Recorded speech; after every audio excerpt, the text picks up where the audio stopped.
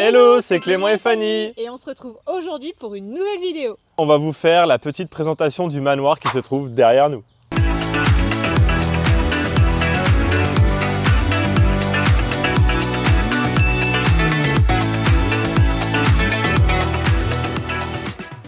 Bon, avant toute chose, avant de vous faire la petite présentation du manoir, je vais vous parler un petit peu de son histoire. Nous, on a réussi à remonter jusqu'en 1775, donc c'était une vente, donc il est encore plus vieux que ça, donc on sait au minimum qu'il date du XVIIIe siècle. Allez, suivez-moi, on va aller le voir de plus près. Donc ici, les amis, on aperçoit donc la tour du manoir. Donc on sait qu'elle est faite essentiellement de pierre de tuf, donc c'est essentiellement des matières nobles. Donc on ne sait pas exactement la date de création de cette tour. À l'intérieur se trouve notre escalier, pas hélicoïdal, mais ça porte un autre nom, je ne sais plus exactement le terme. Donc on peut apercevoir toutes les moulures qui ont été dessinées. Tout ça est fait main, hein, bien évidemment. Bon, maintenant on va passer côté terrain. On va vous montrer un petit peu l'ensemble des façades du manoir. Bien évidemment, ces façades ne sont pas encore restaurées. Ça prend du temps, mais ça viendra.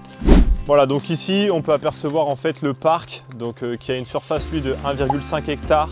Donc ça fait un peu de terrain à entretenir, beaucoup d'arbres centenaires, notamment un épicéa qui à mon avis a au moins 250 ans, celui-ci là, il fait à peu près 50 mètres de haut. On a des cèdres bleus, pareil, qui sont centenaires. On a un peu de tout, hein, ginkgo biloba, arbres fruitiers, des chênes centenaires aussi. Donc ici on se trouve sur la façade sud du manoir. Il faut savoir qu'il y avait trois petites ouvertures qui se trouvaient là. Nous, on a préféré agrandir pour mettre des baies vitrées, pour faire entrer un maximum de lumière. On a également refait tous les chiens assis. Alors, on les a refaits à l'identique pour ne pas dénaturer en fait la maison. On les a gardés telles quelles, avec les mêmes moulures. Tout était présent, donc on a voulu vraiment garder ce style-là. On aperçoit encore des détails architecturaux, donc notamment au niveau de la corniche, qui a été mouluré. Alors je ne sais pas si ça se dit, hein, ce terme-là. Mais voilà, petit détail encore technique, les corniches font tout le tour de la bâtisse. Donc bien évidemment, pour ne pas dénaturer la maison, on a essentiellement reconstruit cette maison avec les mêmes matériaux qui existaient à l'époque, notamment pierre de moellon et pierre de tuffeau. C'est pour ça qu'on a recréé des jambages en pierre de tuffeau. Donc quand on refera toutes les façades, on changera les vieux jambages entre guillemets pourris pour remettre des neufs, mais vraiment on garde le même esprit pour ne pas dénaturer la maison. Donc là nous voilà sur la façade de la cuisine. On a vraiment reconstruit avec les matériaux de l'époque. Donc on a tout reconstruit en pierre, chaux et pierre de tuffeau. Alors il faut savoir que cette bâtisse entre guillemets était déjà existante. C'était une ancienne chaufferie qu'on a transformée nous en cuisine. Il faut savoir que cette chaufferie était carrément pourrie. Ils avaient utilisé un peu des parpaings, tout un ensemble de choses inadéquates au bâti ancien. Donc on a préféré tout démolir pour pouvoir tout reconstruire. Donc ici on se trouve sur la façade ouest, donc ce sera notre deuxième entrée pour accéder au manoir. Après il faut s'imaginer, voilà, petit portail, toutes les façades refaites, pierre apparente, piquetée, petite allée, etc. pour aller à la cuisine qui donne directement sur la terrasse, après piscine, enfin voilà tout le truc. Donc ici les amis, derrière moi se trouve la façade nord. On a refait déjà toute l'intégralité des toitures. Bien évidemment, les façades ne sont pas faites, hein. Il nous manque une petite menuiserie à refaire, là, la petite demi-lune. Il y en avait déjà une existante. Nous, on a voulu en remettre une deuxième pour que ce soit un petit peu symétrique. Et du coup, ici se trouve la façade est. Donc, c'est notre entrée principale et ça le restera quoi qu'il arrive. Il faudra qu'on refasse la porte d'entrée, etc. Mais bon, voilà, grosso modo, ce que ça peut donner. Et du coup là-haut où vous voyez le grand châssis triangulaire, ça ce sera notre suite parentale. Donc cette suite parentale on vous en parlera un petit peu après. Allez maintenant suivez-moi, on va vous faire la petite présentation intérieure du manoir.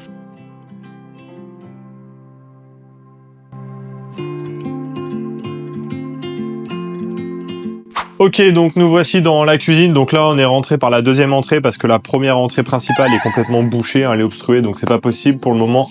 Voilà, cuisine ici, donc c'est la partie qu'on a vraiment tout refait de A à Z. Voilà, donc cette partie-là est plaquée. On peut déjà bien déterminer les espaces qu'on pourra avoir. Donc cette cuisine avec la cage d'escalier qui se trouve là qui mène à la suite parentale. Au total, ça fait à peu près 30 mètres carrés au sol. Derrière moi se trouve l'espace salon, donc bien évidemment avec la petite arche de madame. Allez, venez, suivez-moi. Donc le salon, ici, donc salon, salle à manger. Donc vraiment pièce principale, pièce centrale de la maison. Ce salon fait 60 mètres carrés. On s'est imaginé du coup faire une passerelle avec un filet catamaran. Et je peux pas vous en dire plus parce qu'il y aura d'autres surprises qui n'ont, je pense, jamais été créées dans le monde de la réno. Avec la vue qui donne directement donc sur le parc de 1,5 hectare où on peut apercevoir après quand on sera dans le canapé, là ici, on pourra apercevoir les petits chevreuils, les petits renards, les petits écureuils, voilà toute la biodiversité. Ensuite, ici ça va être donc la chambre du rez-de-chaussée, la seule et l'unique chambre du rez-de-chaussée. Donc voilà, on va déterminer les espaces avec une cloison. La chambre fera 25 mètres carrés. On va garder bien évidemment l'authenticité des plafonds. Donc faut savoir que ces plafonds-là, je ne sais pas de quelle année ils datent exactement, mais c'est vraiment du vrai plâtre, hein. Toutes les moulures ont été faites main, c'est pas du polystyrène, c'est vraiment du vrai plâtre. Donc le but étant de recréer pareil les moulures existantes. Donc va falloir qu'on en fasse nous-mêmes en fait. Donc ça va être une sacrée épreuve, hein, parce qu'il faut savoir que ça, on n'en a jamais fait de notre vie. Donc grosse étape à venir. Donc ici, on se trouvait dans la première bâtisse, entre guillemets, donc c'était la bâtisse côté sud, côté parc. Et là, on va passer donc dans la bâtisse, donc côté nord, côté route. Il n'y a que ce mur-là qui sépare ces deux bâtisses. Notre entrée principale, donc là, bon, pour le moment, ça nous sert un petit peu de lieu de stockage, de dépôt. Donc on va y retrouver donc entrée principale, toilette et salle de bain. L'ensemble de la surface ici fait à peu près 35 mètres carrés. Donc grosso modo, pour bien vous situer, notre salle de bain sera en L, ici, jusqu'au bout du mur là-bas, pour vraiment vous déterminer un petit peu les espaces. L'ensemble sera délimité ici par un mur en structure bois, je pense, pour délimiter vraiment le garage de l'entrée. Donc ici, on se trouve dans le garage. Le garage fait à peu près 35-40 mètres carrés. Allez, maintenant, suivez-nous, on va passer côté cellier. Bon, du coup, ici, on se situe dans le cellier. Alors, bon, désolé, on n'a pas de lumière. Vous pouvez pas voir grand-chose, mais voilà, ce sera vraiment notre coin buanderie, entre guillemets, et local technique en même temps. Réserve, etc. Donc, le cellier fait 15 mètres carrés. Donc, du coup, on vous a présenté vraiment tout le bas. Donc, le bas des deux bâtisses, il faut savoir que ça fait à peu près 200 mètres carrés. Et chaque bâtisse a son propre étage. Donc là, on va aller en voir un. Donc, ce sera notre suite parentale. Allez, venez. Attention à la marche. La première, elle est haute. Ok, nous voilà dans la suite parentale. Donc, faut savoir qu'à l'époque, ici, c'était un grenier. Il n'y avait rien du tout. Tout était pourri. On a tout refait vraiment de A à Z.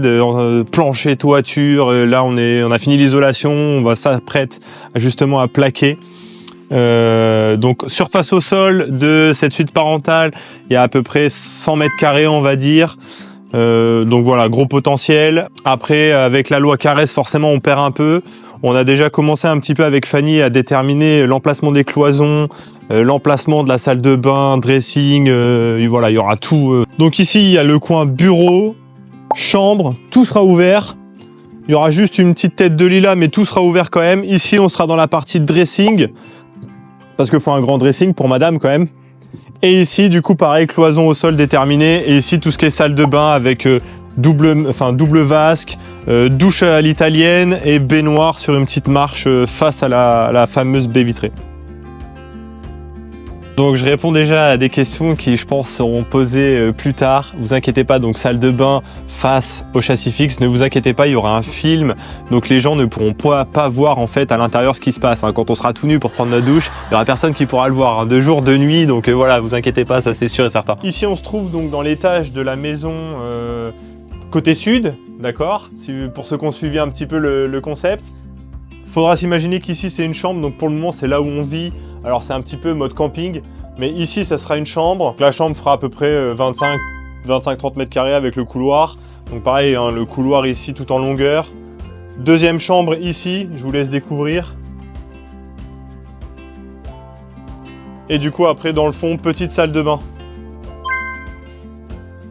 Donc ici en fait il y avait une troisième chambre. Mais comme on a fait le toit cathédrale de l'autre côté avec la passerelle, j'ai condamné cette porte-là pour éviter qu'on puisse tomber dans le vide. Donc. Mais bien évidemment, on aura un accès par ici parce qu'il y aura quand même un bout de plancher pour accéder donc, à la fameuse passerelle et au filet catamaran.